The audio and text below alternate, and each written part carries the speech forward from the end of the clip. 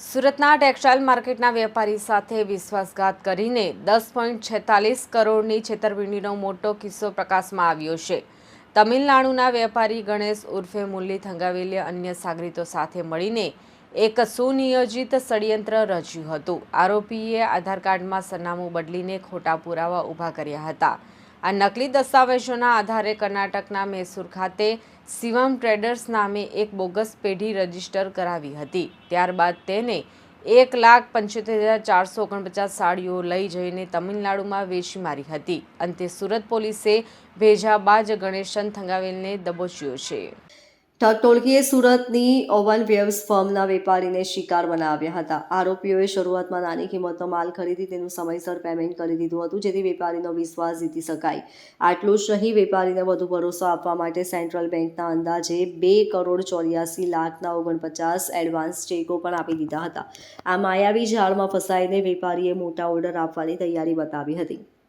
8 November 2025થી 28 ફેબ્રુઆરી 2026 દરમિયાન આરોપીઓએ WhatsApp અને ફોન દ્વારા મોટા ઓર્ડર આપ્યા હતા। ટ્રાન્સપોર્ટ મારફતે અંદાજે 1,75,491 નંગ જે કાર્ડ સાડીઓ, જેની કિંમત ₹10,43,00,000 થતી હતી, તે મૈસૂર મંગાવી લીધી હતી। માલની ડિલિવરી મળી ગયા બાદ આરોપીઓએ પેમેન્ટ ચૂકવવાનું બંધ કરી દીધું હતું।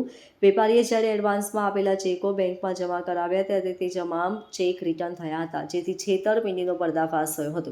સચિન પોલીસ મથકે ગુનો નોંધાયા બાદ સુરત ક્રાઇમ બ્રાન્ચની આર્થિક ગુના નિવારણ શાખાએ તપાસના ચક્રો ગતિમાન કર્યા છે। તપાસના અંતે સામે આવ્યું કે મુખ્ય આરોપીએ ભાડા કરાર ઊભા કરી GST નંબર મેળવી લીધો હતો। ટેકનિકલ સર્વેલન્સના આધારે ઇકોસેલની ટીમે તમિલનાડુમાં ધામા નાખ્યા હતા અને મુખ્ય ભૂમિકા ભજવનાર 44 વર્ષીય ગણેશન થંગાવેલની ધરપકડ કરી હતી। અગાઉ આ કેસમાં અન્ય સાગરીતોની પણ સંડોવણી બહાર આવી છે। સુરત શહેર એ એક ટેક્સટાઇલ હબ છે અને સમગ્ર ભારતમાં જ નહીં પરંતુ વિદેશમાં પણ ટેક્સટાઇલને રિલેટેડ પ્રોડક્ટ એક્સપોર્ટ કરવામાં આવે છે। આ જ રીતે ફરિયાદીશ્રીએ તમિલનાડુમાં સોશિયલ મીડિયા દ્વારા એક સંપર્ક થતાં ત્યાંના વ્યાપારીને, પોતે ખૂબ જ મોટા વ્યાપારી છે તમિલનાડુમાં અને તેઓને સાડીઓની ખૂબ જ ખપત થાય છે એવું જણાવી વિશ્વાસમાં લઈ 10 કરોડ રૂપિયાનો માલ તમિલનાડુના વેપારીઓએ પોતે મંગાવી લીધેલો અને એ માલ પેટે 2 કરોડના ચેક ફરિયાદીશ્રીને આપવામાં આવેલ હતા।